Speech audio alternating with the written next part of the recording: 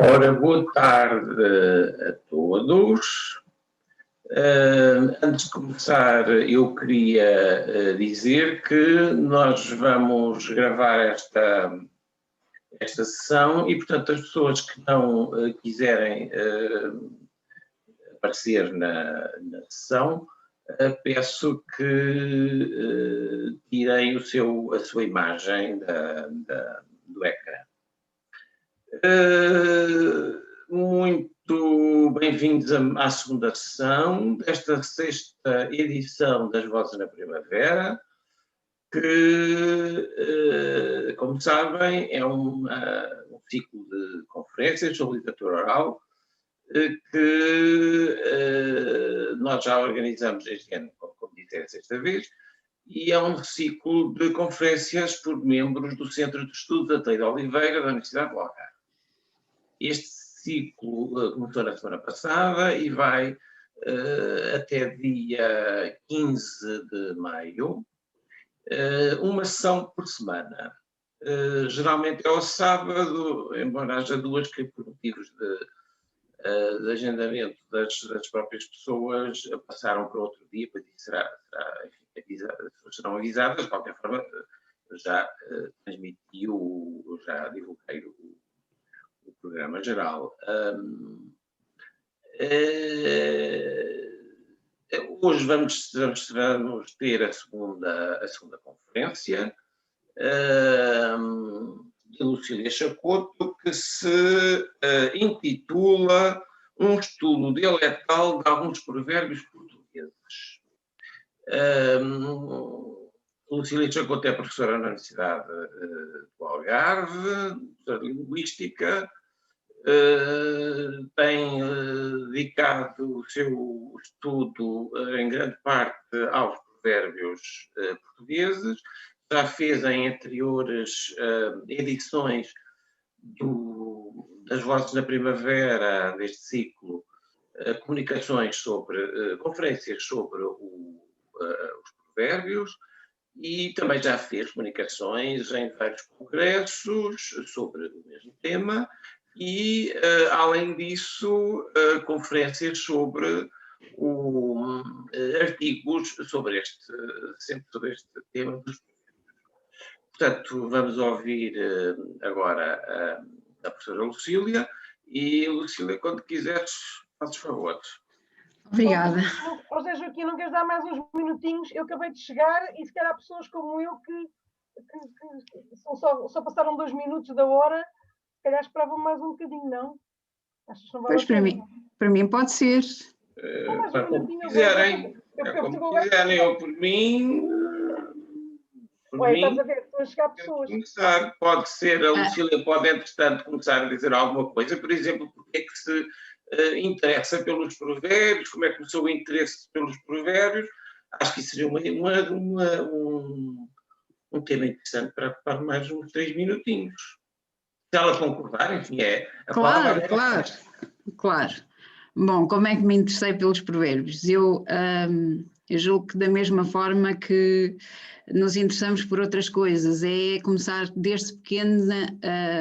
desde pequena a ter contacto com provérbios, porque os ouvia em minha casa e nas pessoas que me rodeavam, e a partir desse momento comecei a assimilá-los e a usá-los eu própria no discurso. O interesse pelo estudo dos provérbios começou com a minha tese de mestrado, na altura em que estava a fazer os seminários, a parte de seminários de mestrado. Achei que comecei a ler coisas sobre provérbios e na altura havia muito sobre provérbios, mas sobre a cultura e sobre o tema dos provérbios, não propriamente sobre a estrutura, a parte sintática.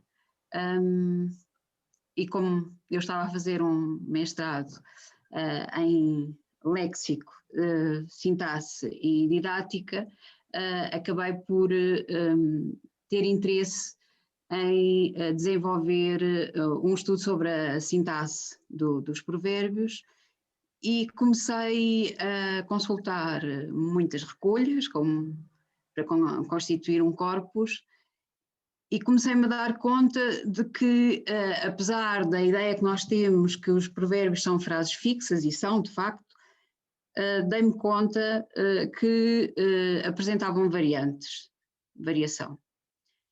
E, portanto, o tema da minha tese de mestrado foi sobre o que é que variava nos provérbios e até que ponto é que eles podiam variar. Isto já foi há alguns anos atrás, na verdade quase 30, e, portanto, ainda não parei. Os provérbios são uma fonte extremamente rica, e, portanto, não há limites, ou, enfim, para aquilo que podemos estudar nos provérbios. O meu colega José Joaquim Dias Marques, que organiza este ciclo de conferências sempre na primavera, e daí o nome Vozes na Primavera, lembrou-me que não podia fazer uma coisa demasiado técnica. Portanto, eu vou tentar conciliar a linguagem técnica com os termos mais comuns. Se tiverem dúvidas, podem colocá-las. Eu vou compartilhar um PowerPoint e a partir daí vamos falando. Vou apresentando então um pequeno estudo. Desculpem-me.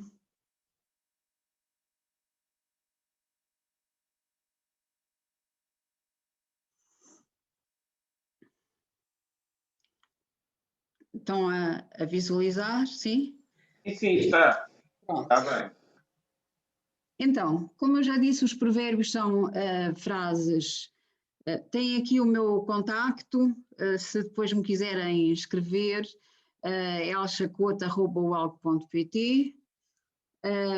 Faço parte da Universidade do Algarve, como o meu colega José Joaquim me disse, do Centro de Estudos ATI de Oliveira e também do IELT. Uma pequena introdução, então. Os provérbios são frases fixas, em geral idiomáticas. A idiomaticidade é gradativa, portanto nem todos têm o mesmo grau de idiomaticidade.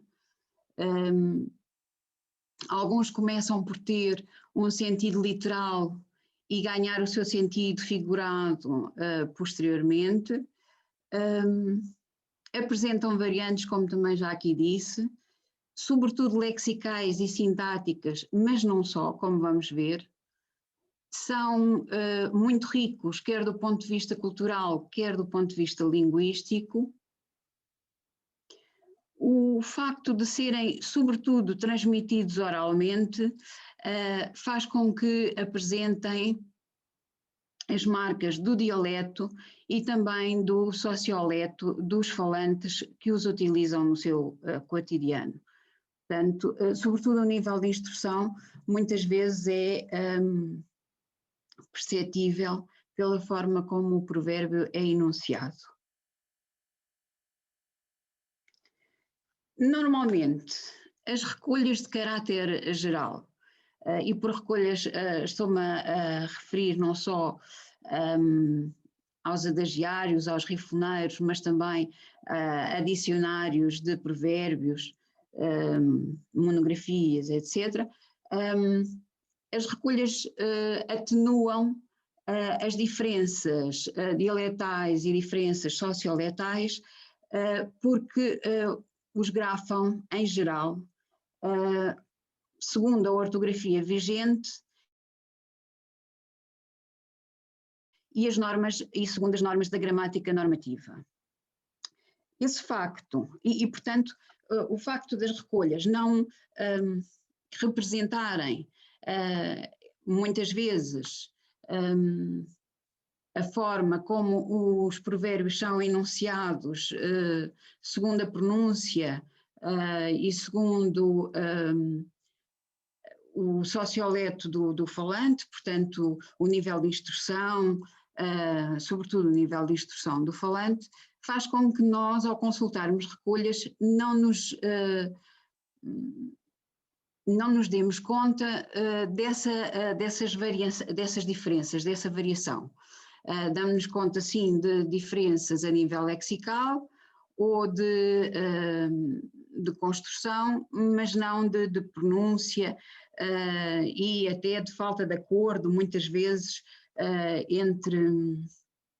que tem a ver com o nosso próprio discurso, com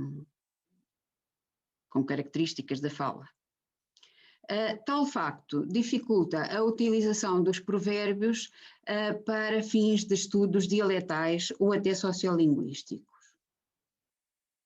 Então, o objetivo da minha breve apresentação que preparei para hoje é analisar a variação dialetal de alguns provérbios portugueses a partir de corpora datados e localizados.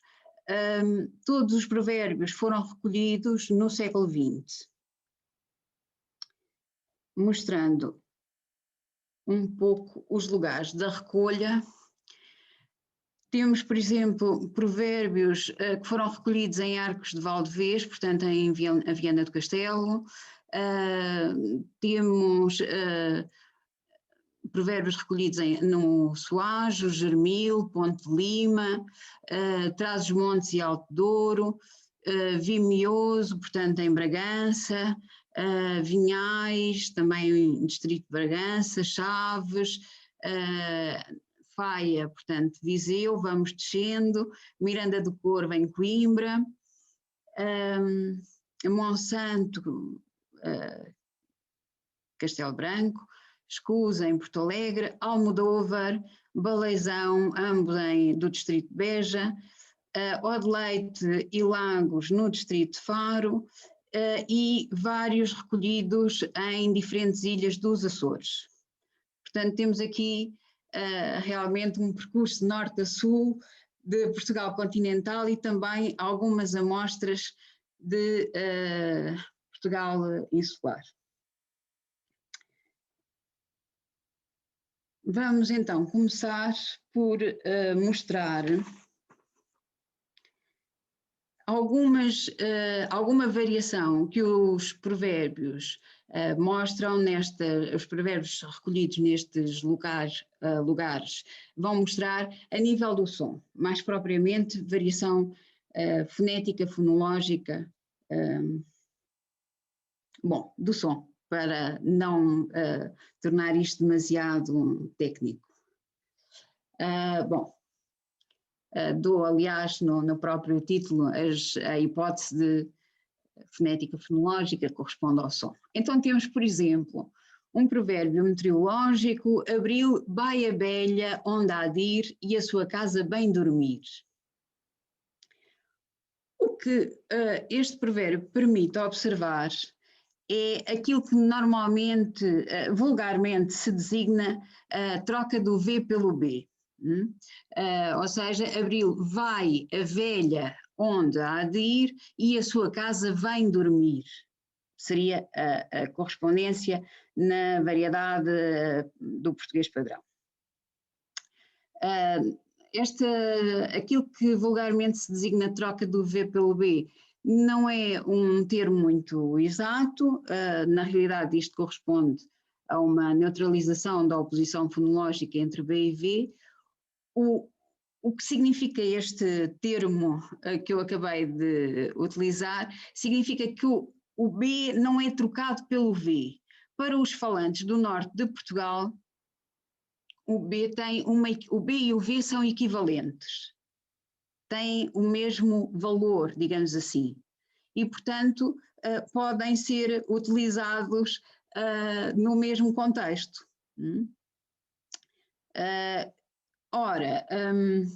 Isto é um traço característico dos dialetos setentrionais, portanto, do norte de Portugal.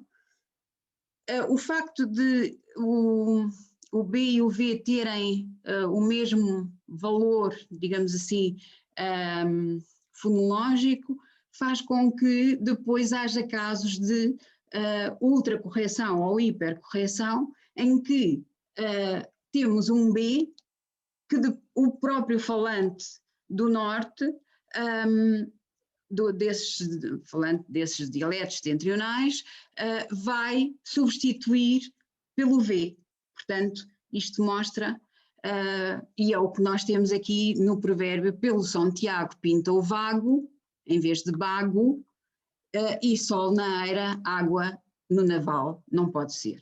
Naval em vez de nabal. Portanto, é um caso de hipercorreção ou ultracorreção. Um outro, ainda no que diz respeito à variação do som, temos o provérbio vermelhinho à nascente, chuiba de repente. Este provérbio foi recolhido em Germil, em Viana do Castelo também, e temos um outro que permite também observar o uso de tche, da africada palatal tche. Está a chover e a fazer sol, e Nossa Senhora a lavar o seu lençol. O que acontece, este também é um traço dos dialetos do norte de Portugal. Nos casos em que nós escrevemos com CH, há esta pronúncia do tche. Portanto, permite ver a conservação desta africada palatal, que também existe no Brasil, não é? No Brasil ainda tem chia e gia, portanto tem a africada, tem este som de che, e tem o outro que é o vozeado, o de. Além disso, também vemos, e vamos ver também em provérbios a seguir, portanto, vermelhinho à nascente, chuva de repente.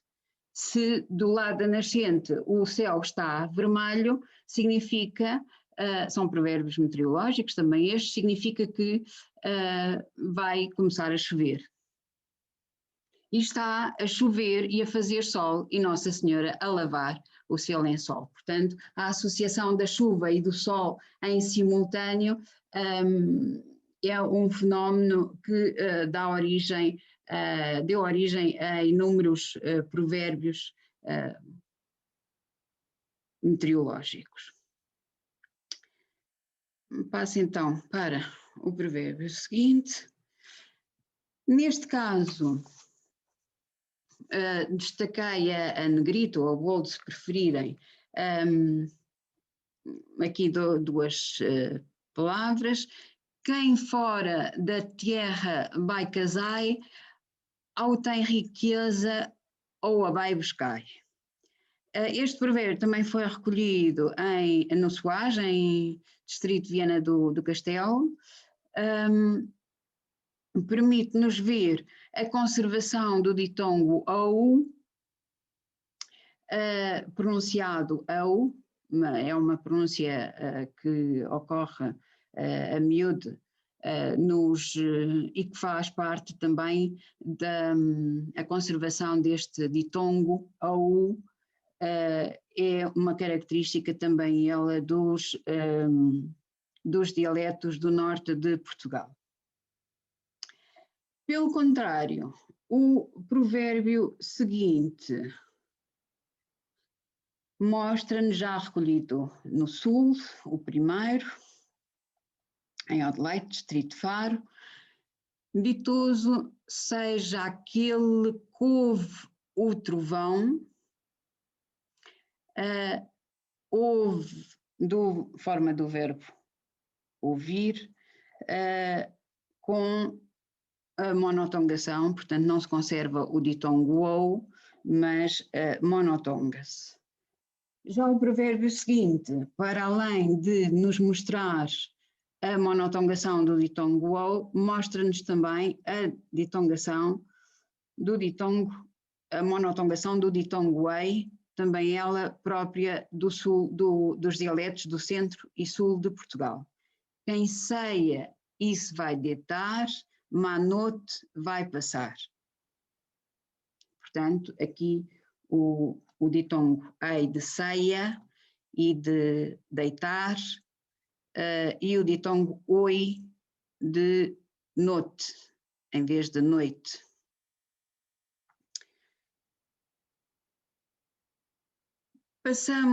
Deixamos, portanto, para trás a variação, foi apenas um cheirinho de variação ao nível do som, e passamos para variação ao nível da palavra, neste caso variação morfológica, guarda da risa para a chora, um provérbio recolhido em Trás-os-Montes e Alto Douro, que nos mostra a utilização de chora. Chora, segundo Cândido de Figueiredo, é um provincianismo transmontano, segundo o Dicionário da Língua Portuguesa de Cândido de Figueiredo, e risa é um termo antigo, também é um provincianismo, embora Cândido de Figueiredo não especifique a sua localização geográfica. Risa diz também em certas regiões do Algarve. Em português padrão, ambos os nomes, riso e choro, são masculinos, pertencem, portanto, ao género masculino. O provérbio seguinte: quando o candelário passa a rir, está o inverno para vir, quando passa a chorar, está o inverno a passar. Aqui candelário, é muito curioso o uso deste termo. Candelária corresponde designa-se Candelária à festa da purificação de Nossa Senhora, que tem lugar a 2 de fevereiro e que é sinónimo de festa das candeias. O uso do masculino também é uma variante, uma variação morfológica, portanto, ao nível do género da palavra, que concerne ao género da palavra.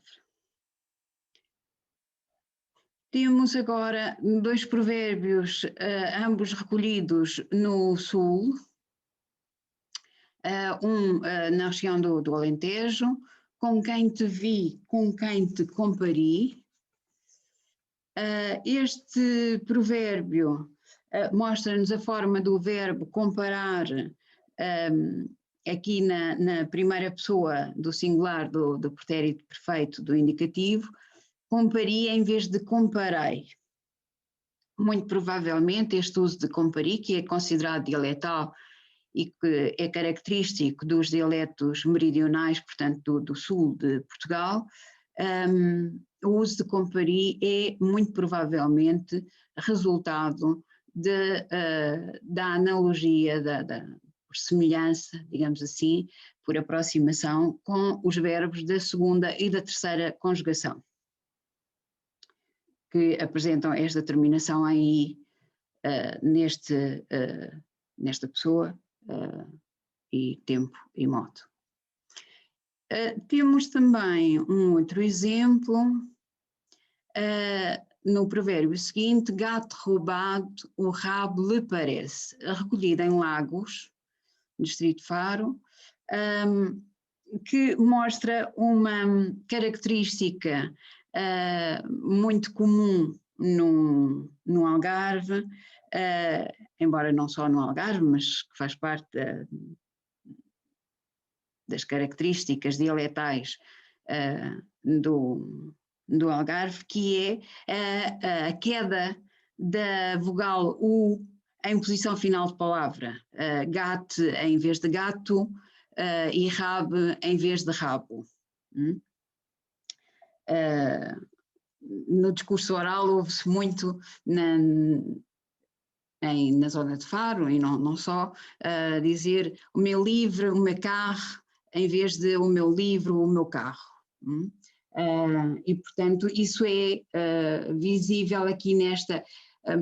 a forma como estes provérbios todos que nós temos estado a ver estão grafados é uma espécie de compromisso, não é uma transcrição fonética, mas é um compromisso entre a ortografia e a fonética, permitindo aproximar a forma gráfica da pronúncia.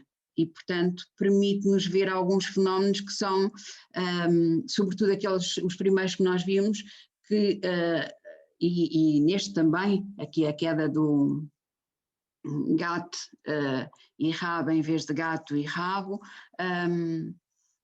que nos permite perceber a pronúncia do falante quando quando enuncia estes enunciados, não é? Quando no seu discurso, quando produz no seu discurso estes provérbios. Vejamos então agora. Estou aí muito depressa, não? Digam-me se estiver. Tá? Bem, ok. Obrigada, Adriana. Temos aqui um exemplo de variação sintática. Se chove em dia de reis, lavradores, não vos descuideis. Recolhida em Miranda do Corvo. Aqui temos um caso em que o pronome vós, o pronome da segunda pessoa do plural e que leva o verbo, como podem ver, a flexionar, a conjugar também na segunda pessoa do plural, sobretudo, é um traço que ocorre, sobretudo no norte do país, embora haja algumas ilhotas linguísticas mais para o centro, mas é um traço característico do norte do país e não sei se tenho presente algum professor ou alguma professora de português de língua estrangeira. Os manuais de português de língua estrangeira já não apresentam a segunda pessoa do plural. A maior parte deles nem sequer tem nenhuma observação sobre a segunda pessoa do plural e, portanto, os verbos são enunciados eu, tu, ele, ela, você, portanto, nós, vocês, que leva o verbo para a terceira, e eles, elas. E, portanto,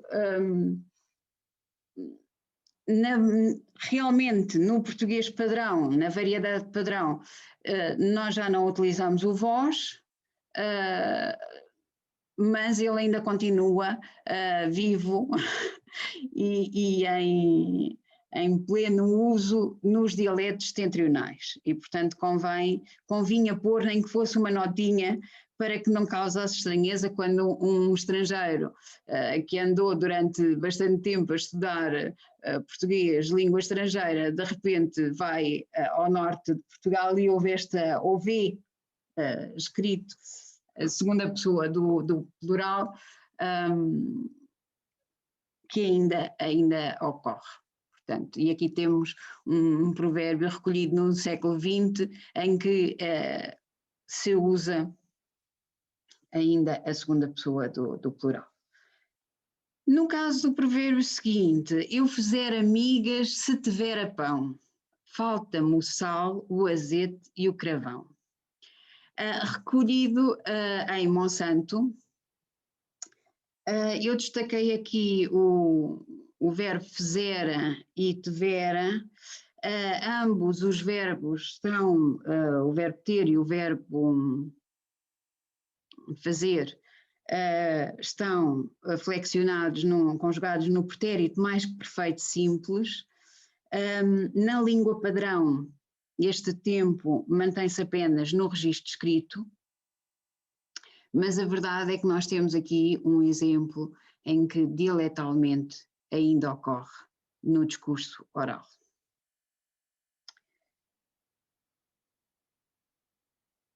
Depois temos um provérbio, todos nós já ouvimos, de Espanha, nem bom vento, nem bom casamento, ou de Castela, nem bom vento, nem bom casamento. O caso dos provérbios que apresentam topónimos, como é o caso, permitem, no caso de terem um significado que permita ser adaptado, digamos assim, a outras regiões, muitas vezes apresentam variação só do topónimo. E, portanto, eu tenho mais variantes do que aquelas que apresento aqui, mas recolhi aqui um conjunto delas só para nós vermos. Todos nós sabemos como é que este provérbio surge e porque é que surge, por motivos históricos que estão bem registados, de Espanha ou de Castela, portanto, nem bom vento, nem bom casamento, mas a verdade é que eu recolhi-o da Galiza, nem bom vento, nem bom casamento, e depois já dentro das fronteiras territoriais portuguesas, de Braga, nem bom vento, nem bom casamento, de Esgueira, no distrito de... esta variante foi recolhida no distrito de Aveiro, dizem de Esgueira, nem bom vento, nem bom casamento, de Moura, nem bom vento, nem bom casamento, de Cerzedas, nem bom vento, nem bom casamento, e em Cabo Verde, de São Vicente, nem bom vento, nem bom casamento. E tenho muito mais variantes do que estas, mas recolhi apenas algumas para que vocês vejam que, no facto, que há esta possibilidade de adaptação, mudando apenas o topónimo, e temos a adaptação a uma outra realidade em que o significado do provérbio não se altera, mas que há esta adaptação. E passo,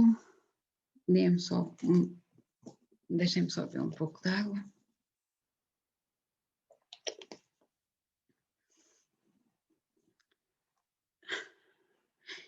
E passo a mostrar-vos alguns provérbios cujo uso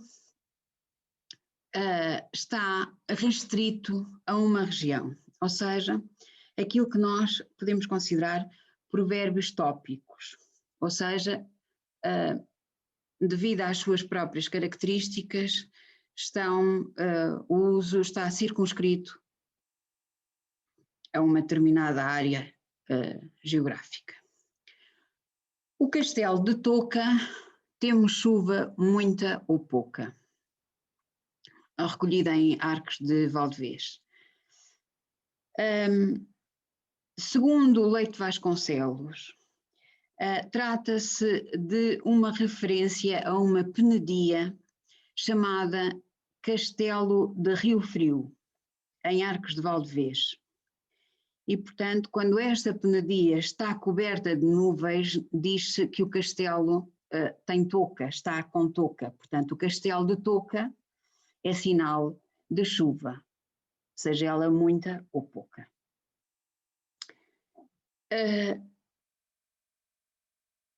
Como faz referência ao Castelo de Rio Frio, só fará com certeza só faria sentido numa localização em que era possível visualizar o castelo a penedia em causa, não é? O Castelo de Rio Frio. O provérbio seguinte, caldeiras espertas, sinal de bom tempo. Este provérbio é recolhido em São Miguel, nos Açores.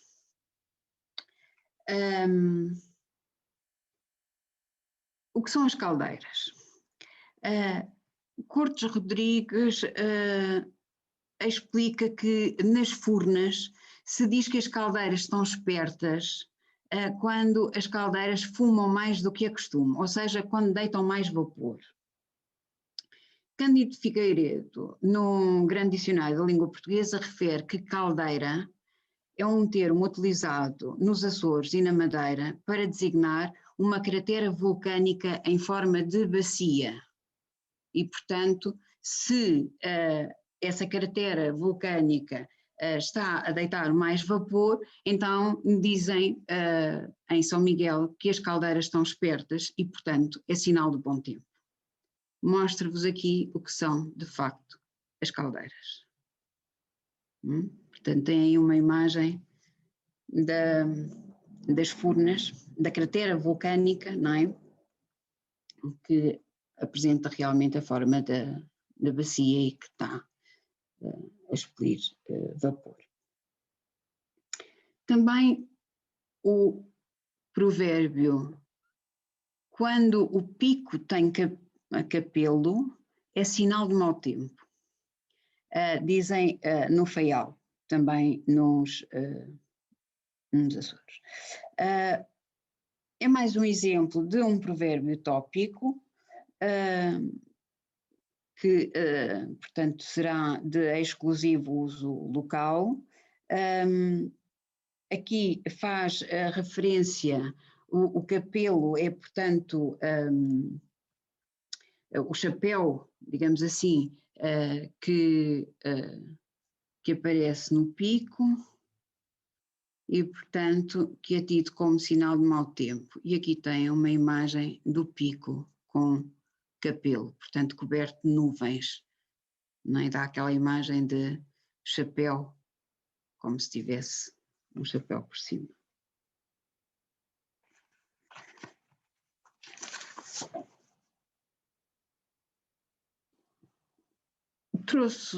Trouxe-vos alguns exemplos de variação lexical, ou se preferirem do vocabulário.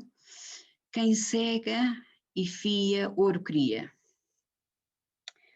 O termo cegar, o verbo cegar, é um regionalismo utilizado na região norte de Portugal para cortar os cereais, portanto, sinónimo de ceifar, termo utilizado no sul do país, sul de Portugal. Este provérbio apresenta uma variante, quem ara e fia, ouro cria, aqui do verbo arar, portanto, trabalhar a terra, já não cortar os cereais, mas trabalhar a terra, com arado, em princípio. Um outro exemplo de variação lexical, em junho, ceitoira em punho, dizem em Faia, na região de Distrito de Viseu. Ceitoira também é um regionalismo utilizado sobretudo nas beiras e em trás-os-montes para designar um instrumento agrícola que se usa para cortar os cereais, ou seja, o equivalente de um sinónimo de foice. E temos, portanto, em junho, foice no punho, uma variante do provérbio anterior, portanto, do provérbio em junho, ceitoira em punho. O uso deste termo, deste lexema, deste vocabulário no provérbio, indica-nos que permite-nos, por um lado, localizar o provérbio, onde é que foi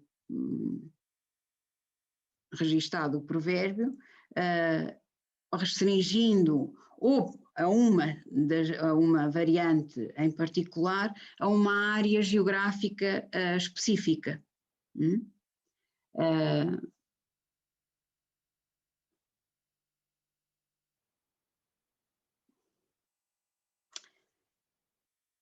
O provérbio seguinte, pelo Santo André faz o reco cué, também nos mostra o uso do regionalismo reco, que é um termo utilizado no Minho e em Trás-os-Montes para designar um porco. e temos no dia de Santo André, faz o porco cué-cué.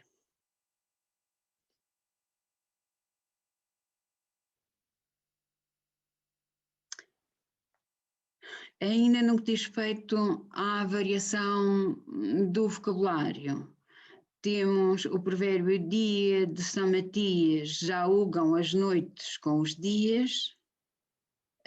O verbo ugar significa tornar igual, igualar.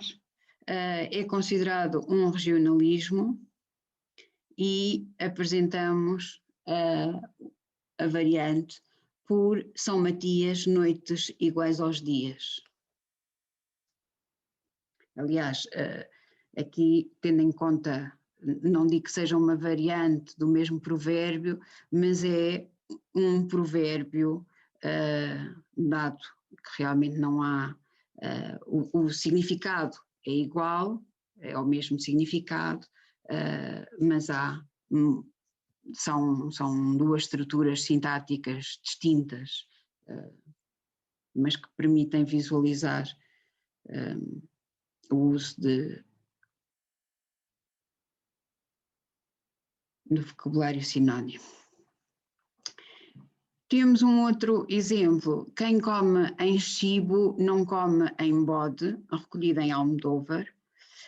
O uso de chibo, por oposição a cabrito, segundo Linley Sintra, no seu estudo Áreas Lexicais no território português, permite opor o norte, onde se usa sobretudo o termo cabrito, ao sul de Portugal, onde se usa sobretudo chibo, onde se usa o termo chibo.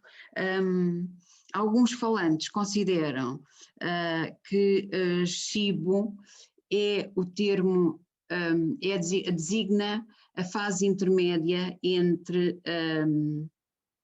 o cabrito mais novo, depois o chibo e só depois o bode. Portanto, um nível etário intermédio.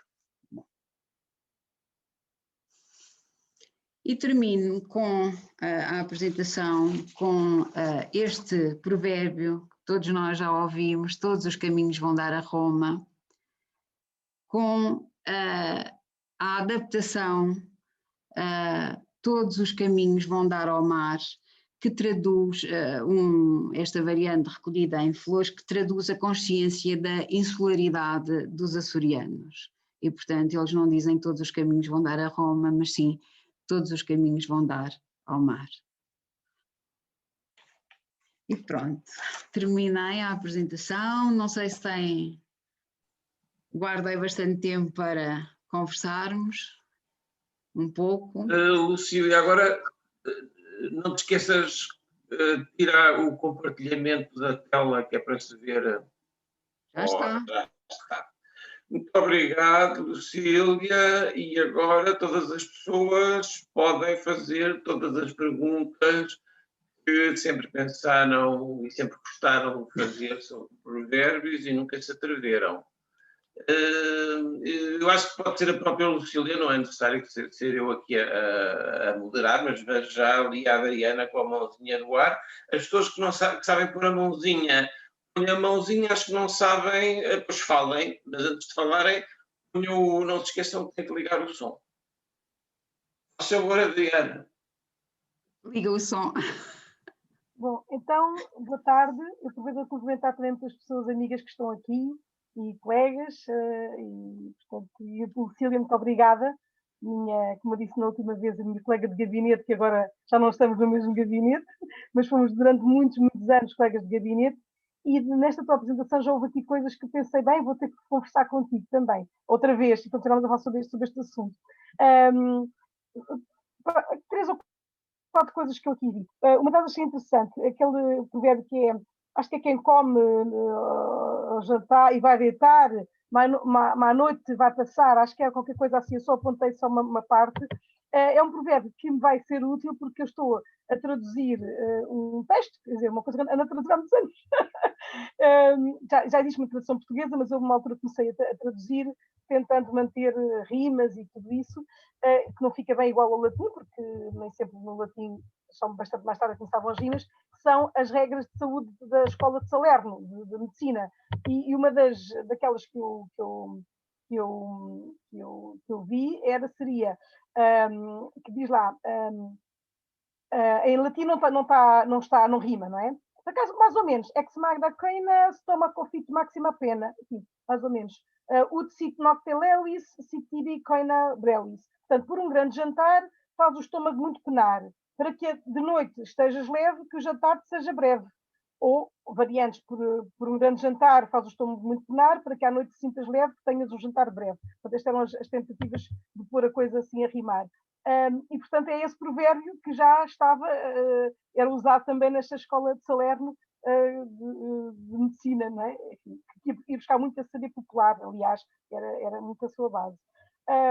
Depois, achei curioso aquela questão, tu falaste aqui, claro, variantes lexicais, não falas muitas vezes dos conteúdos, portanto, da parte da interpretação, mas achei interessante aquela da Nossa Senhora e com a chuva e o sol, porque aquilo que eu conheço são as bruxas a comer pomol, não é? Eu não conhecia com a Nossa Senhora. Isto era interessante ver, em termos de cronologia, primeiro devem ter vindo as bruxas, e depois, então, veio a Nossa Senhora dignificar um bocadinho a questão do sol e da chuva, para pôr aqui juízo nas pessoas, que não são nada as bruxas, é a Nossa Senhora está a fazer qualquer coisa. E a outra coisa, estou a dizer tudo de seguida, que eu tenho aqui, o que é que eu apontei?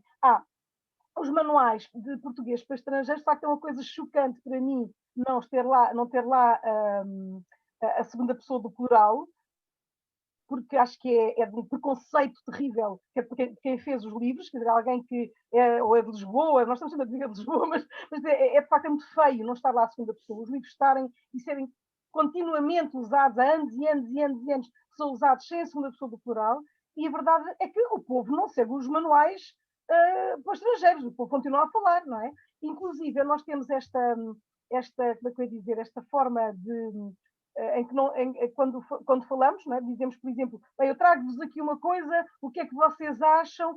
Em vez de eu trago-lhes, não é? Portanto, nós temos a tendência para dizer trago-vos. Temos formas híbridas. Temos formas híbridas, não pomos usamos o vos, mas assim, porque parece isto trago isto, mas a verdade é que temos de trago isto, não estamos a usar o vos, a seguir não continuamos com a segunda pessoa do plural, passamos de facto para a terceira, não é? Trago-vos isto, o que é que vocês acham? Reparem, não é? Isto não conjuga, mas é assim que nós falamos, e portanto é muito importante que haja um movimento qualquer, não sei, alguém tem que mudar aquelas gramáticas, aqueles manuais de português para estrangeiros, porque esta ideia de que em Portugal já não se usa assim, não é verdade, é que não é mesmo verdade. E isso vai dificultar e portanto, não, acho muito bem que se tome uma decisão nesse sentido. Portanto, eu gostei muito de te ouvir, eu gosto sempre muito de te ouvir, tu costumas trazer sempre coisas interessantes e estamos sempre a aprender. Obrigada, Lucília. Obrigada eu. Só responder, antes de ouvir outras perguntas, responder às questões, comentar um bocadinho aquilo que a Adriana disse. Em relação ao teu primeiro comentário sobre a escola de Salerno, de facto, eu acho que seria interessante. Eu tenho algumas coisas sobre provérbios relacionados com a saúde e até com a dieta mediterrânica e cuidados a ter, mas ainda há muito trabalho a fazer nessa área. E seria até um trabalho interessante de contrastivo, não é? Em termos de o que é que se enunciava na escola de Salerno e o que é que passou para para os nossos provérbios, não é? Olha, desafiamos aqui a Alexandra Mariano, já estamos aqui as duas de clássicas. Olha, pois é, estás a ver? Já cá temos, eu, tu e a Alexandra vamos fazer isto. Em relação ao facto de os manuais não terem a segunda pessoa do plural, eu acho que percebo, por um lado, que na língua padrão, no português, na variedade padrão, ela não se utilize, mas que pelo menos haja um comentário e seja ensinado também que ele ainda funciona, ainda se utiliza no norte do país. Eu acho que era importante. E não só no norte, porque se um estrangeiro for ler coisas de literatura, ainda vai encontrar a forma, não é? E, portanto, haverá aqui um bloqueio. Não sei, estou a ver mais o Rui Oliveira. A Nossa Senhora das Bruxas, tinha falado da Nossa Senhora. Sim, antes, desculpe, Rui. Em relação a esse provérbio, pode-se utilizar, de facto há muitas variantes, não só com bruxas, há um conjunto de variantes que seria interessante analisar, e há um site em que um corpus que está online sobre provérbios meteorológicos em várias línguas, chamado Paremiohom, e que podes consultar se tiveres interesse, em que vais ter muitas variantes e muitas línguas também, e portanto dá-te para fazer alguma coisa com isso, penso eu. Pronto. Rui, sim, boa tarde. Boa tarde. Desculpa, a minha pergunta é mais uma curiosidade, nem tem muito a ver com provérbios, mas como referiu alguns pormenores dos dialetos do norte, eu ia perguntar se tem conhecimento de um fenómeno que é pôr um U entre uma consoante e um A. Por exemplo, carro, a pessoa dirá coarro, e bocado, a pessoa dirá bocoado. Não muito carregado, mas está lá. Tem conhecimento de... Sim, na verdade não é uma vogal, é uma semivogal, que acontece em alguns dialetos transformarem, acontece com, como é que eu lhe hei de explicar, antes de vogais tónicas. Eu não sou de linguística, desculpe, mas... Pronto, quando a vogal é assim, pronto, com o... sim, eu creio que recolhi alguns. Por exemplo, vou dar um exemplo que se ouve muito no Porto. Aí não é com U, mas é com I. Antes da vogal tónica E, por exemplo, dizerem Piero, em vez de Pero. Piero. E o exemplo que o Rui me estava a dar seria também com uma semivogal, portanto com uma, antes da vogal tónica, a vogal acentuada. Que é o A, não é? No meu exemplo. Inseriam uma semivogal, transformando aquilo num ditongo crescente. Mas há alguma explicação para isso? Tem origem numa raiz qualquer antiga? Ou...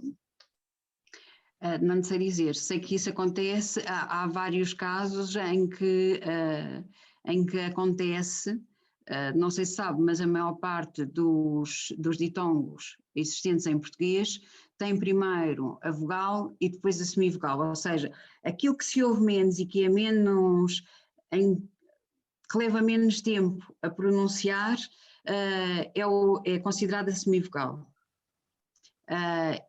Portanto, em geral, os nossos ditongos são decrescentes, têm a primeira vogal e depois o elemento mais fraco do ditongo. Dialetalmente, temos exemplos opostos em que a própria vogal acentuada se transforma num ditongo em que o elemento mais fraco ocorre antes dela. Portanto, seriam ditongos crescentes. Ok, desculpa. Qual a razão? Não sei. Ok. Mas tinha só outra questão. Tem algum conhecimento ou poderei consultar algum trabalho de estudos comparativos de provérbios a nível europeu, por exemplo? Porque achei muito engraçado o provérbio que é burmelhinho à nascente, chuíba de repente, o sentido dele fez-me lembrar um provérbio em inglês que basicamente diz o mesmo, diz que pronto, sol vermelho, céu vermelho de manhã, chuva, como é que é? Maravilha para o pastor, ou qualquer coisa assim. Há inúmeros estudos comparativos, sobretudo de provérbios meteorológicos, mas não só, no caso é um provérbio meteorológico, por isso estou a falar neles. O site que eu referi à minha colega Adriana, um Paremiologia Romance chamado Paremio Home, que está online, que pode consultar em várias línguas e em vários dialetos as variantes todas que apresentam. Esse grupo, que é um grupo muito grande, do qual fiz parte enquanto o projeto não se terminou, não é? Tem inúmeras publicações e, portanto, é muito provável que uma delas responda à sua questão. Okay. Já pus online, Lucília, já pus o link no bate-papo. Já vi, obrigado. Era da Júlia Sevilha, não é? Era aquele... Não, é do José Henrique Gargalho. Gargalho Gil. Eu pus este certo, eu pus esse do Paremio Home. Ok. Não sei se tem mais alguma questão.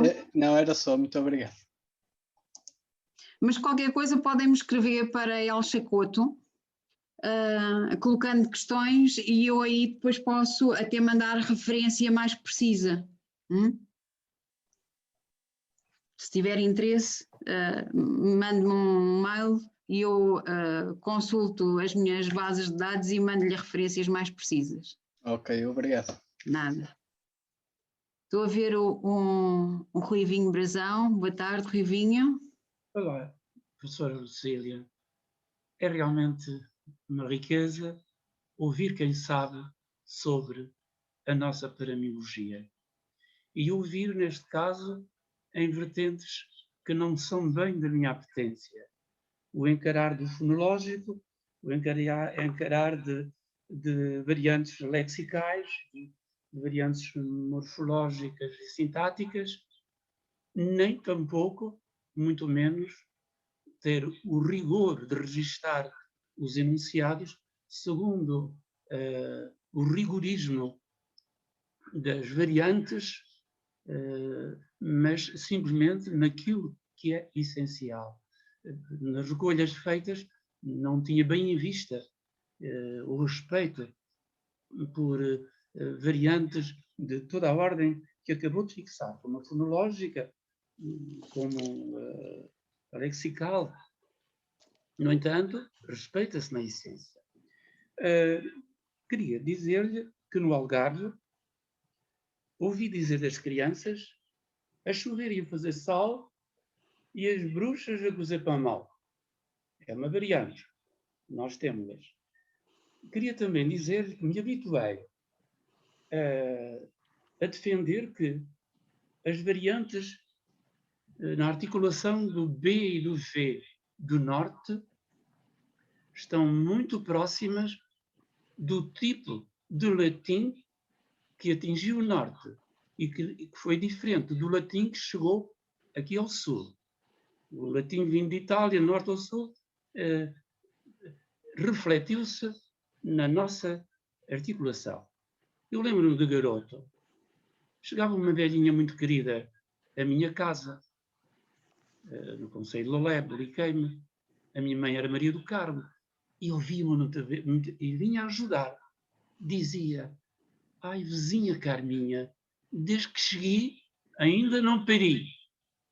Os meus irmãos, um pouco mais velhos, torciam-se a rir. E eu só depois de chegar à idade deles é que descobri que era por causa do parir. Ora, no latim seria paraui. Paraui E o I ficou. Eu tomo isso como uma reminiscência ainda do latim.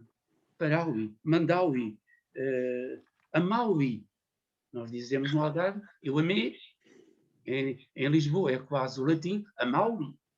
Já que as letras remistas, o V, como o V, vieram muito tarde. Portanto, não se articulava o V. Amaui. Amei, amei, Lisboa, amei aqui, enfim, mais acima diremos amei. E a dizer outra coisa que creio que me passou, se calhar não era assim tão importante. Já me recorda.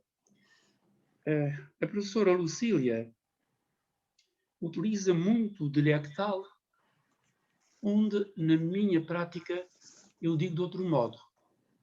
Eu penso que, não quero com isso dizer que temos dialetos nesses sítios todos, mas designou de dialectais as variantes que veio enumerando, seja qual a ordem. Ora, eu habituei-me a dizer que no Algarve não há dialeto, há variantes. Que dialeto, rigorosamente, temos um só, e é o mirandês.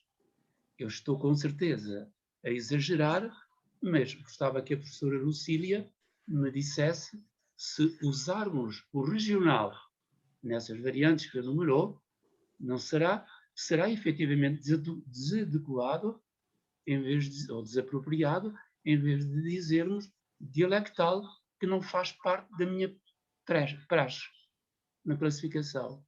Eu agradeço a paciência com que me ouviu e aos restantes colegas, quer dizer, nesta função. Agradeço muito que me diga, sobretudo esta última observação. Bom, agradeço os comentários do Rabinho Brazão. Queria dizer a propósito que o Rabinho Brazão tem uma obra chamada Os Provérbios Estão Vivos no Algarve, que tive a oportunidade de consultar e que me parece particularmente interessante porque, em alguns casos, teve o cuidado de aproximar a forma como registra o provérbio da pronúncia. Por exemplo, encontramos farroba, que é a pronúncia, enfim, a realização mais próxima daquilo que encontramos, que ouvimos muitas vezes no Algarve, em vez de alfarroba, não é? Aqui com a queda da primeira sílaba, não é? As farrobas. A mesma coisa com, lembro-me de ver o termo, há um provérbio, pelo menos, em que aparece o termo almariar, que é um provérbio, que é desculpem, um termo próprio também do Algarve, ou seja, houve o cuidado de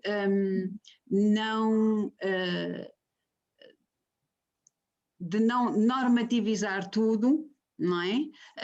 Na forma como recolheu e como grafou depois o provérbio. Esse é o primeiro aspecto. O segundo aspecto, eu creio que é uma visão, desculpe-me o termo, um bocadinho romanceado, de tentar ligar a realização de cheguei ou pari em vez de cheguei ou parei. Isso é explicado do ponto de vista linguístico, essa realização, por uma proximidade,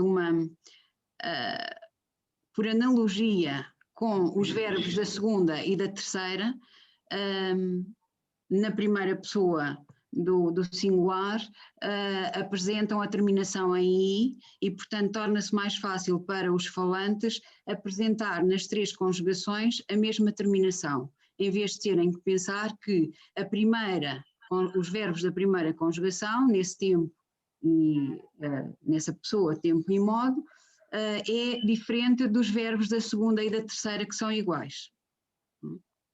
Assim nós dizemos, por exemplo, no verbo comer, eu comi, no verbo da terceira, rir, eu ri, portanto tem a terminação no pretérito perfeito, a primeira pessoa do singular, sempre em i, exceto os verbos da primeira conjugação. Sim. E, portanto, torna-se mais fácil, porque é uma exceção, fazer com que os verbos da primeira pessoa do pretérito perfeito do indicativo apresentem a mesma terminação na segunda e na terceira que têm na segunda e terceira conjugação. Apresentar a mesma terminação na primeira. Achei interessante essa sua explicação. Também me lembro que quando vieram os meios de difusão, como a rádio, as pessoas que queriam falar correto pegavam num verbo da segunda conjugação e terminavam como se fosse o verbo em ar da primeira. Portanto, aceito que haja uma influência, até porque se verificava a tendência que as pessoas tinham para falar bem, de terminar em ei, sei lá, o fazer ou outra coisa, ou outro verbo, seria então a mesma, uma influência similar a essa que acaba de explicar. É porque nós aprendemos primeiro as regras e só depois as exceções, não é? E, portanto, as exceções dão-nos mais trabalho do que aprender a própria regra. E, portanto, nós temos inúmeros casos em que, por analogia, não é? Fazemos com que a exceção apresente a mesma terminação da regra. Sim. As crianças aprendem primeiro as regras e só depois é que aprendem as exceções. Sim, as crianças dizem, ouvem dizer eu comi e depois dizem de fazer, dizem já fazia. Está lógico. Por exemplo. Está dentro da lógica, da regra da língua. Mas isso não tem a ver com o latim. Não tem a ver com o latim. Não, aí não tem. No verbo desenhar tem essa tendência. Aí é que tem a ver com o latim, fequi. Aí é que é mesmo latim. Sabes, eu aí sinto uma reminiscência daqui. Está a desaparecer, no Baixo Alentejo ainda, aqui ainda parecem crianças na infância, na creche, que trazem o dizer do avô e da avó, mas vai desaparecendo. Estou, de facto, a alterar-se. Pronto, em relação ao último comentário do Rui Vinho, dizer que não há dialetos, há dialetos. O que acontece é que cada vez mais, com a escolaridade obrigatória, os meios de comunicação social, se vai atenuando cada vez mais as diferenças entre os diversos dialetos de uma região para outra, não é? Porque se nós se temos a escolaridade obrigatória e, portanto, andamos uma série de anos a ouvir dizer qual é a pronúncia padrão, como é que a variedade padrão, qual é a norma, acabamos por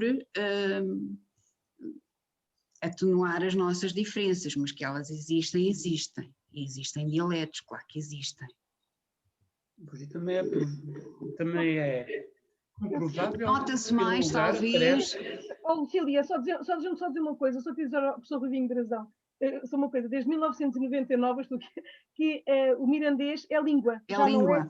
É mesmo uma língua. É mesmo, já é mesmo uma língua. Foi dialeto, agora é língua. E penso que, se calhar, os dois estão a falar de dialeto de coisas diferentes. Eventualmente nós estamos habituados a dizer que dialeto era aquela variante, mas com uma estrutura como, por exemplo, o mirandês, que entretanto se tornou língua, e se calhar dialeto está aqui a ser usado pela Lucília como as variantes regionais de uma mesma língua. Não sei se não será por causa disso que o professor Rui Vinho Brazão reagiu à palavra dialeto quando tu disseste dialeto. Mas eu penso que é por isso, porque genericamente as pessoas que não são linguistas, não é o caso do professor Rui Vinho Brazão, que até também, mas muitas vezes diz dialeto quando é mesmo aquilo que o mirandês foi e que agora, enfim, felizmente já foi reconhecido como língua. Mas eu penso que quando eu falava contigo, tu usavas muitas vezes formas dialetais quando querias falar de formas que eram variantes regionais da língua. Não é?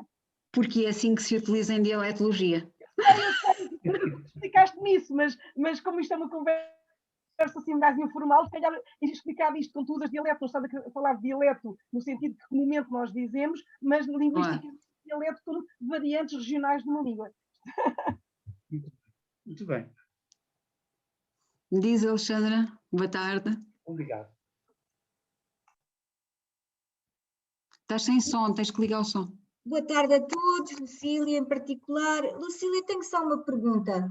Eu não percebo muito só como ouvinte, não é? Da questão dos provérbios, mas queria perguntar-te se é possível, ou se encontraste no teu trabalho, grandes distinções ao nível, tanto dos campos semânticos, ao nível dos temas que são as temáticas, chamemos assim, dos vários provérbios que estudaste, se conseguiste encontrar uma diferença muito marcada, por exemplo, entre interior e litoral, e entre sul e norte, ou não, ou se os temas dos provérbios, se as preocupações ocorrem tanto a norte como a sul. Não sei se esta pergunta faz sentido também. Por exemplo, tu vês, se há provérbios com árvores, isto que me interessa, tu vês que há uma maior referência, está bem, às autóctones, mas mais a determinadas espécies no norte e outras no sul? Não, nem há nada assim tão particularizado. Olha, é possível particularizar, aliás, eu até, enfim, publiquei há uns anos um estudo sobre a lusofonia e diferenças nas áreas lusófonas. Uma das coisas que se vê, por exemplo, é que no Algarve encontras referências à figueira, à amendoeira, alfarrobeira, que fazem parte da cultura algarvia, não é? E, portanto, isso é visível nos provérbios. Se fores em árvores, não sei agora dizer, porque não fiz esse estudo particular, mas se comparares, por exemplo, porque a cultura é traduzida. Nós falamos da cultura através da língua e, portanto, a língua acaba por espelhar a nossa cultura. Se tu comparares os provérbios de Portugal com os provérbios do Brasil, vais ver, quer a nível da fauna, quer da flora, as diferenças que espalham isso, sim. Não é? Sei lá, tens, por exemplo, o tico-tico no Brasil, que não tens em Portugal, ou o jacu no Brasil que não tens em Portugal, mas depois vais ter em Portugal, nos provérbios portugueses, coisas que não vais encontrar no Brasil. E sobre a temática marinha também, não? Na temática marinha também, claro. Claro. Portanto, aliás, não faria muito sentido, há uma obra da Cissa Alves, uma brasileira, que diz: não faz muito sentido nós encontrarmos no Brasil referência a recolhas com provérbios relativos à neve, porque no Brasil nós não temos essa realidade e, portanto, o que é que eles estão a fazer nas recolhas, não é? Se calhar foram copiados de recolhas portuguesas ou de outras recolhas. Isto não é dito por Cissa Alves, vale o que vale, mas de facto é a chamada de atenção. Muitas vezes as recolhas limitam-se a copiar, fazem um bocadinho aquilo que alguns dicionários de língua também fazem, não é? Vão sempre aumentando, todos os anos há uma nova edição, porque na verdade o que fazem é recolher, assimilar, não é? Vocabulário que consta dos outros, sem tirar os arcaísmos, entretanto coisas que foram passando de moda, deixando de se usar, e assim vamos tendo cada vez mais entradas nos dicionários, mas depois há um desajuste, não é? Que é fazer um dicionário da base dá muito trabalho e leva muito tempo, e é preciso uma equipa muito grande e muito bem coordenada, não é? Portanto, é um bocadinho... E as recolhas a mesma coisa. Uma recolha que se limita a copiar, a agarrar em 10 outras recolhas e pôr tudo dentro do mesmo saco, não é? Sem dizer qual é a fonte, sem dizer, sem informar sequer. Não é muito válida. Agora, o que eu queria também deixar claro, e isso era fundamental, queria chamar a atenção para o seguinte: os provérbios fazem parte da língua.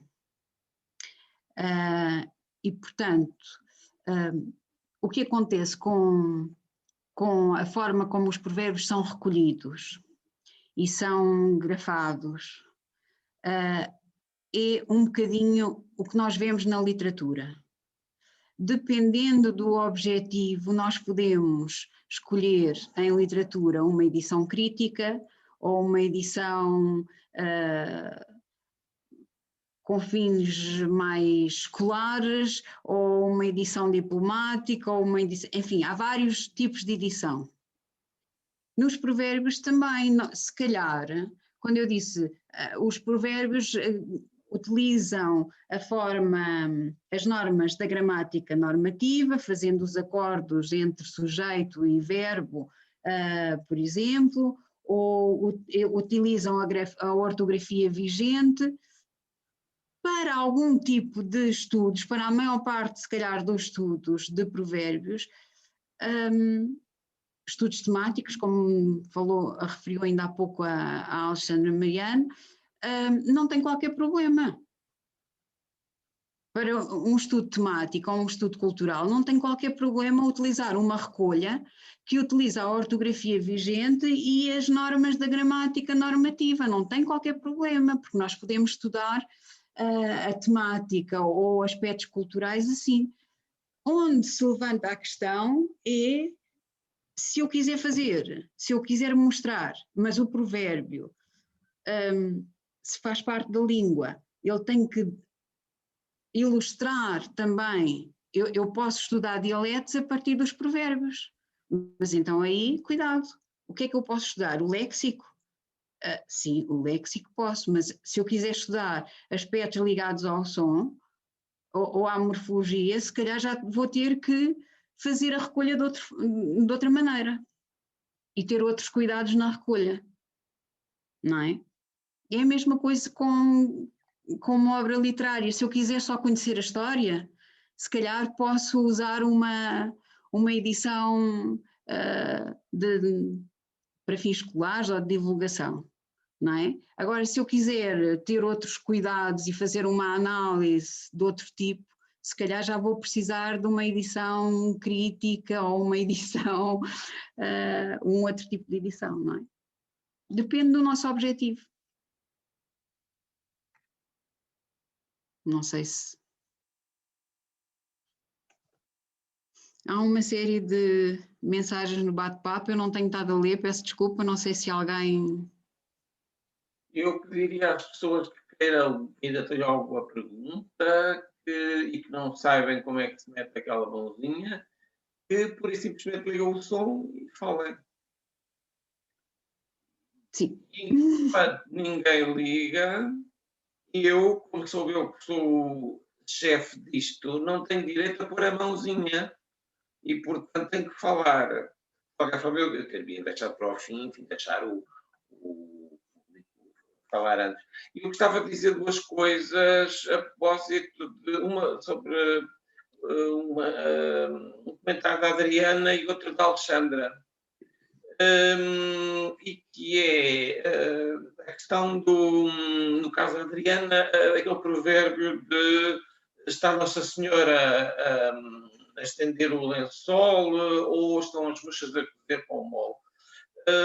Eu penso que aquilo que está por trás deste provérbio é a ideia de que o chover e fazer sol é uma situação anómala. É uma situação que tem qualquer coisa de estranho, não se espera. E, portanto, é um pouco a crença de que há qualquer coisa de estranho no mundo e, nesse momento, isto será provavelmente, como direi, reflexo de qualquer coisa que se está a passar no mundo invisível. Não é aquela ideia de o que está em cima é como o que está em baixo, enfim, aquelas simbólicas. E agora, como estava a dizer a Adriana, sim, muito provavelmente o provérbio, em que a forma do provérbio em que aparecem as bruxas será anterior, o que não significa que será anterior àquela forma em que aparece Nossa Senhora. O que não significa que as versões de Estão as Bruxas a Comer Pão Mole aquela versão seja uma coisa belíssima. Não. A própria Adriana estava a dizer, se me perguntarem a mim, sabe alguma coisa sobre a chover e fazer sol, ela vai dizer Estão as Bruxas a Comer Pão Mole, não vai dizer está Nossa Senhora a estender um lençol. Independentemente portanto, destas versões no presente, parece que neste caso, e na literatura oral dizer de onde é que vêm as coisas e que uma é mais antiga ou outra, ou de onde é que vem, isso é sempre uma coisa em que nós devemos tocar e mexer com pinças, porque isso é uma tentação que vem desde o século XIX, pelo menos. Essas coisas de tentar explicar por coisas simbólicas e por coisas míticas e não sei o quê, coisas da literatura atual, e isso é extremamente complicado. Aliás, eu falei sobre isso, as pessoas estiveram cá, quando eu falei sobre os votos, é um pouco o medo que muitas vezes dá esse tipo digamos, de afirmações. Mas, neste caso, também é muito difícil dizer que sim, que o Nossa Senhora vem depois das bruxas.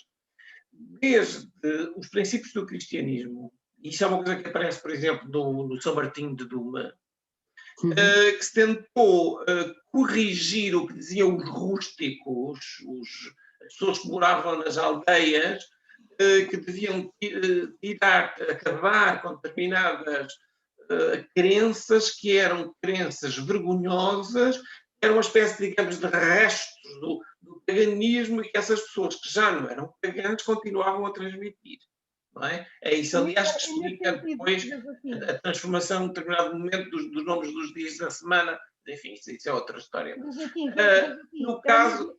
Joaquim, era mesmo nesse sentido, porque eu já trabalhei essa parte também desta apropriação, digamos, até mesmo locais de culto, onde estariam outras divindades, e portanto, e por isso vemos os santos a ter atitudes pagãs, praticamente, mas por isso é que eu me lembro, quando ouvi isso achei muito interessante, porque em termos de provérbio podia-se perceber isso. Sim, é isso.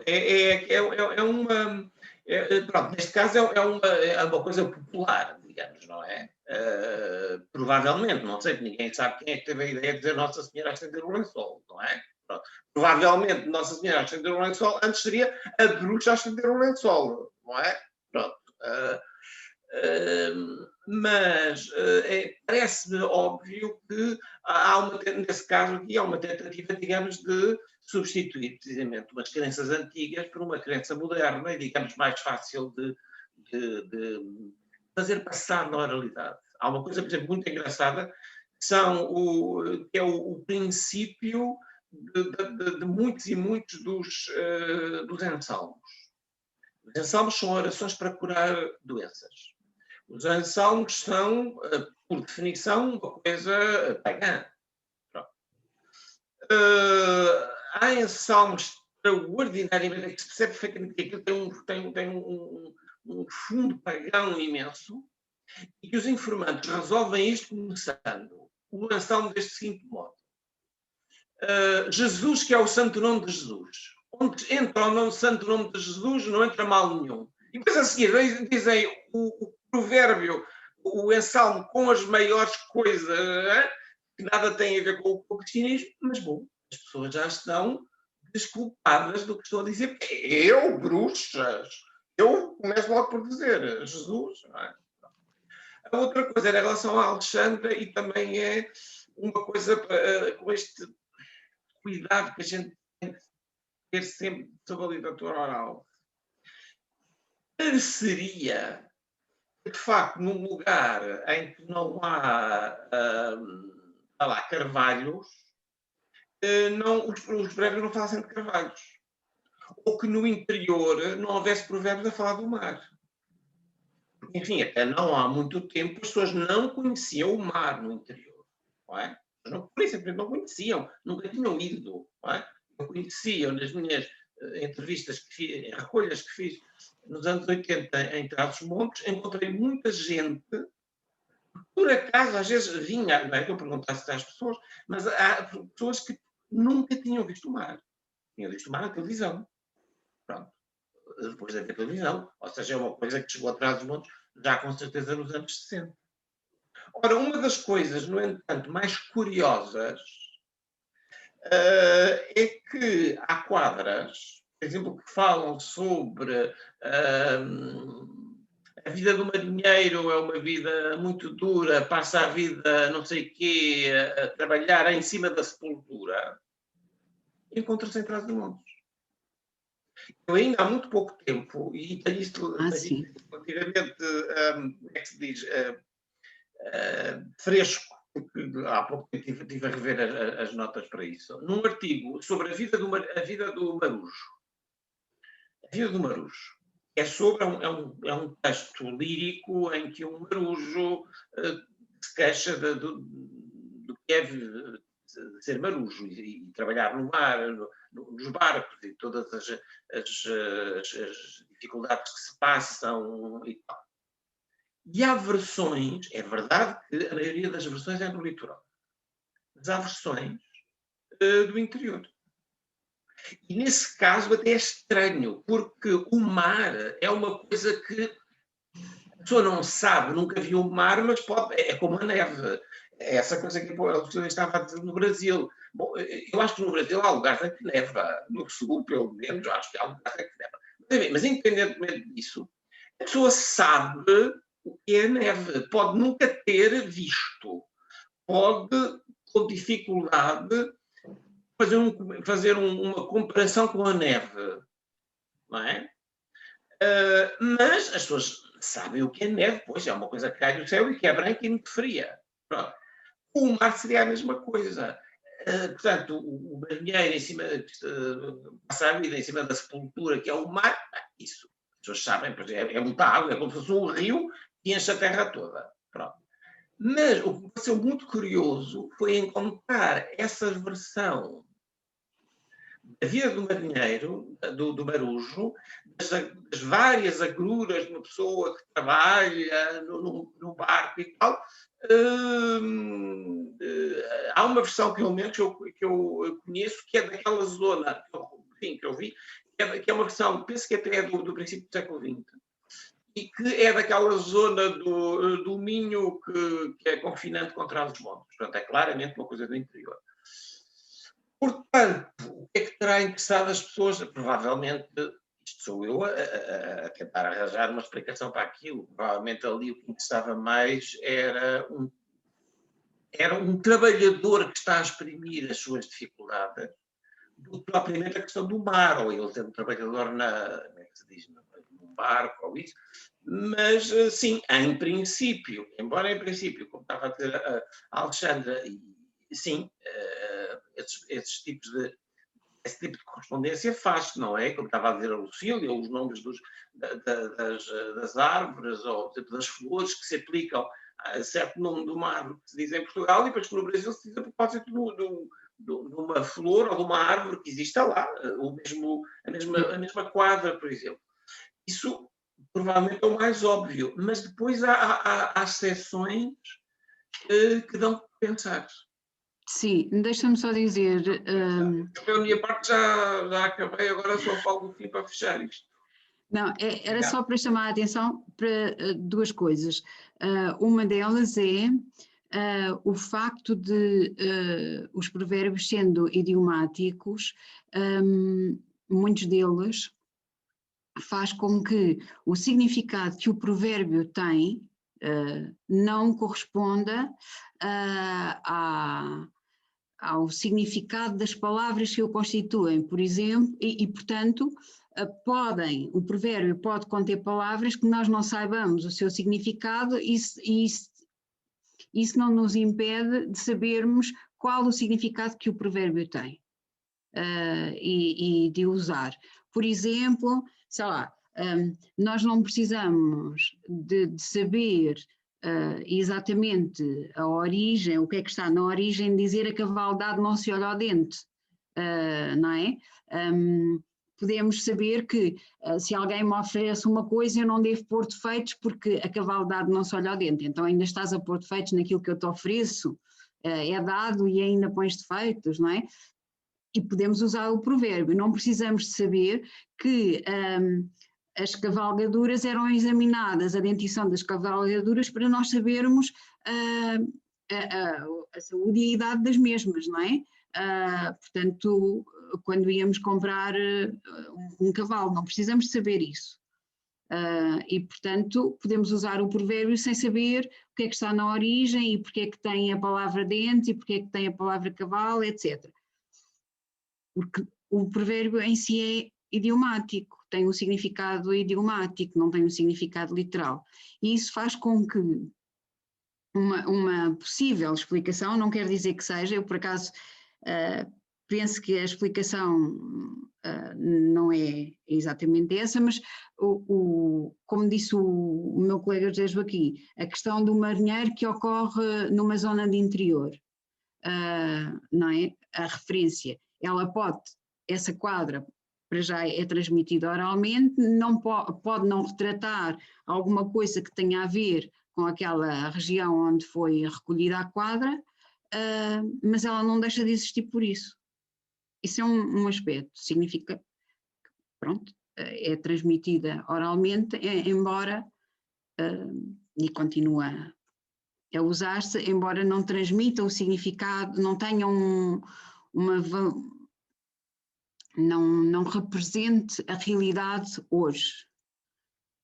Por outro lado, nós sabemos que a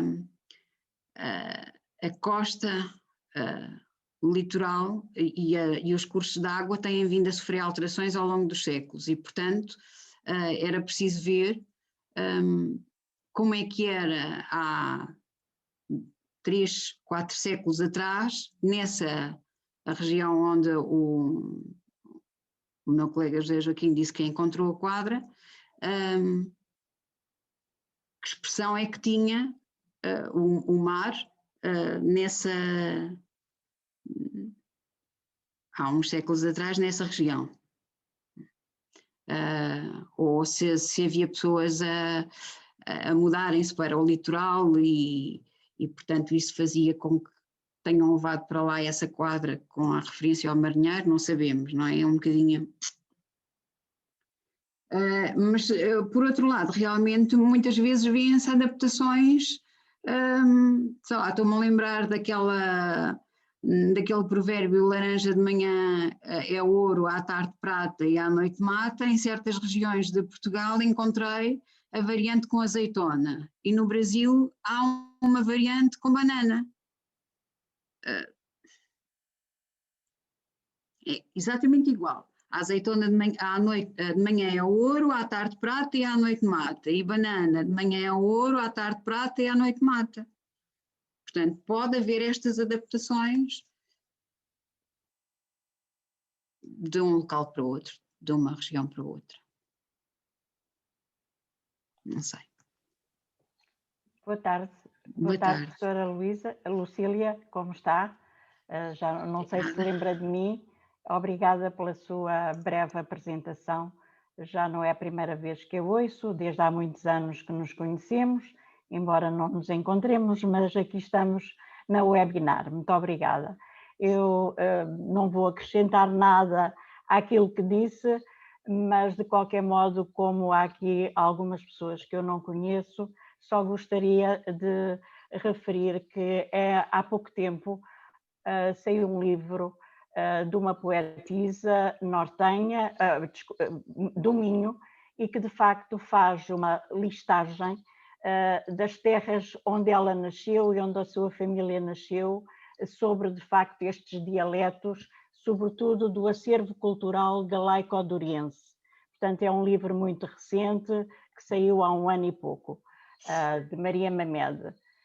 E depois foi pena, enfim, o tempo também é pouco, mas talvez para a próxima gostaria de ouvir falar sobre dialeto ou não, penso que é dialeto barranquenho, porque também há situações por influência do castelhano, não é? Em que de facto trocam também os Bs pelos Vs, e estou-me a lembrar de um provérbio que diz: lua nova, trubejada, 30 dias é molhada, e este molhada com U, e portanto escrita em barranquenho, porque de facto depois gostaria de voltar um pouco atrás, logo no início da sua apresentação falou num provérbio: em junho foi-se em punho, e disse que a palavra foi-se reportava-se atrás dos montes, mas ela é muito utilizada e eu conheci... Não, ceitoira.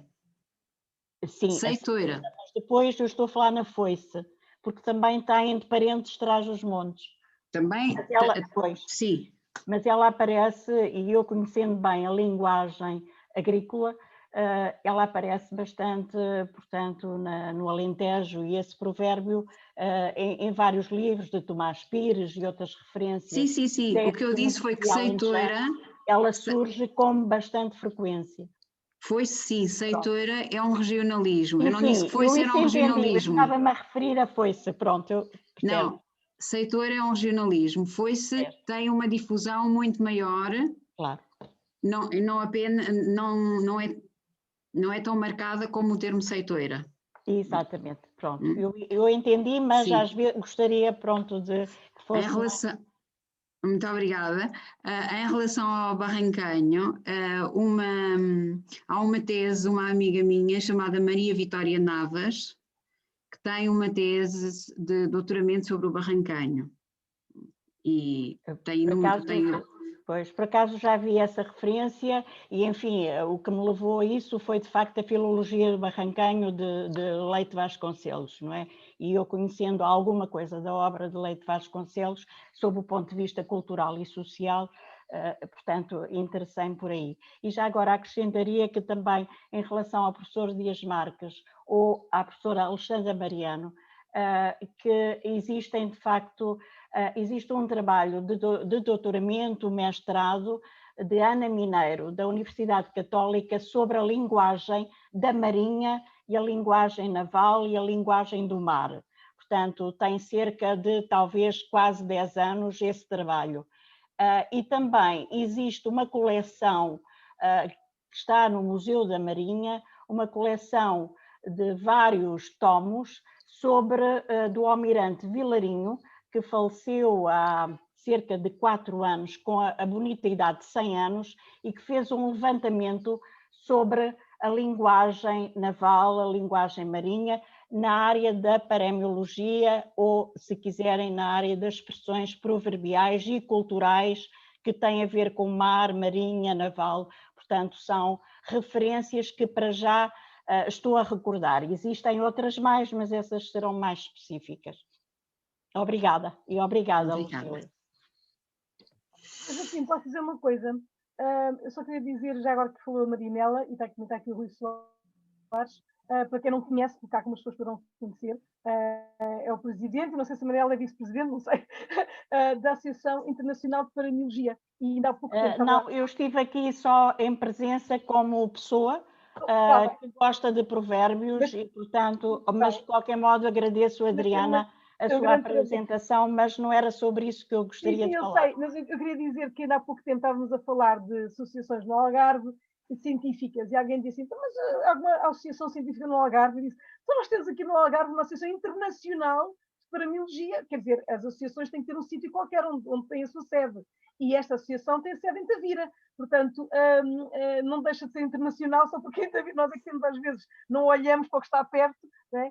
E portanto, só para dizer que tinha um gosto em ver o Rui Soares e a Marinela Soares, têm esse trabalho da paremiologia, com esta associação internacional, e portanto que trabalha os provérbios a todos os níveis, fazerem vê-los. Cumprimento a nossa colega Lucília e algumas das pessoas que conheço e que estão no painel, outras que não conheço. Agradecendo também as palavras da nossa amiga Adriana, ilustre diretora regional da cultura no Algarve, e apenas dizer que, de facto, é sempre muito bom ouvir este tipo de discussões que nos ilustra muito daquilo que é o ser humano, na sua variedade, na sua simplicidade. Em relação, digamos, à minha formação de base, como alguns sabem, eu sou matemático. Meti-me na questão da paremiologia a partir do momento em que me aposentei. E não estou arrependido porque isso permitiu-me compreender, por um lado, as exigências que as áreas das ciências têm e a maleabilidade que as áreas do social e outras têm. Por exemplo, a discussão que há pouco se ouviu acerca do dialeto ou não dialeto, poderia transferi-la também para a questão do que é um provérbio ou não é, o que é um adágio. Tudo isto são, digamos, conceitos cujas fronteiras se interpenetram e é muito difícil de as definir. Aliás, ainda até agora, muitos dos grandes paremiologistas a nível mundial se têm debruçado sobre a questão da definição do provérbio e, pelos vistos, ainda não chegaram a uma conclusão. Alguma razão há. Naturalmente que há imensas definições, consoante as áreas em que cada um dos autores trabalha predominantemente, mas, de facto, em qualquer uma delas há sempre, digamos, algo que pode ser discutível e isso é bom para o engrandecimento e o melhor conhecimento destas realidades. Eu queria já agora só acrescentar uma coisa em relação ao que a Alexandra referiu, por exemplo, e a Lucília também já mencionou, é natural que, por exemplo, em relação às árvores, e é para nós aqui no Algarve, se utiliza muito, digamos, a oliveira, a alfarrobeira e outras. Nas beiras, muitas vezes é o sabugueiro que entra em ação.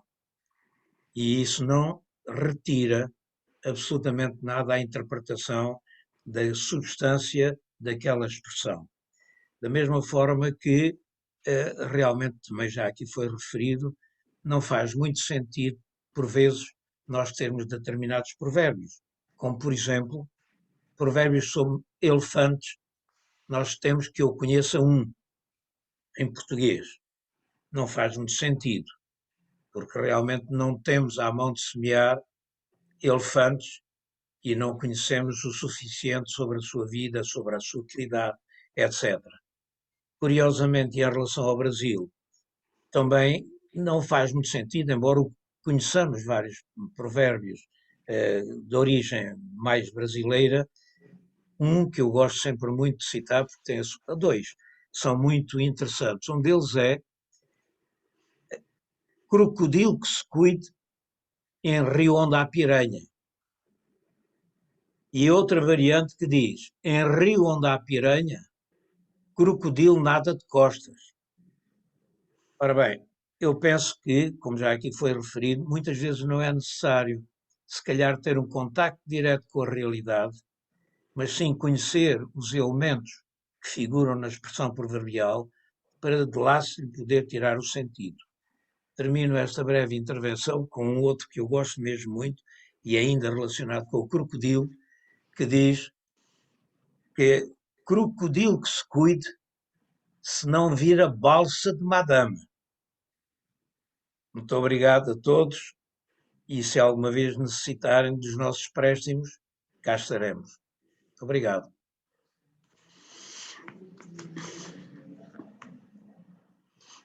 Obrigada, Rui.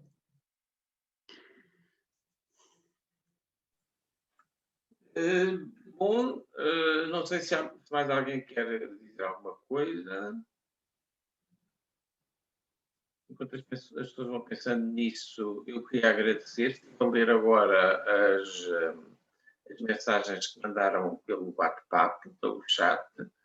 Houve ali várias, a maioria deles eram parabéns e outras coisas à Lucília. Também havia ali um agradecimento para mim em eu ter, já não sei o que, provavelmente ter difundido a realização da sessão. E havia vários comentários de pessoas, vários comentários interessantes. Havia uma do Ravinho Brazão sobre a Trinidade Alexandra, que deram mais exemplos de variantes de provérbios. Se não houver mais nenhuma pergunta, eu queria dizer que a próxima sessão vai ser no dia 10, à mesma hora. O dia 10 é o próximo sábado, à mesma hora, ou seja, 15 horas de Lisboa e 11 horas de Brasília, que estará a cargo de Alexandra de Brito Mariano, que irá falar de árvores de interesse público nacional e lendas que lhes estão associadas.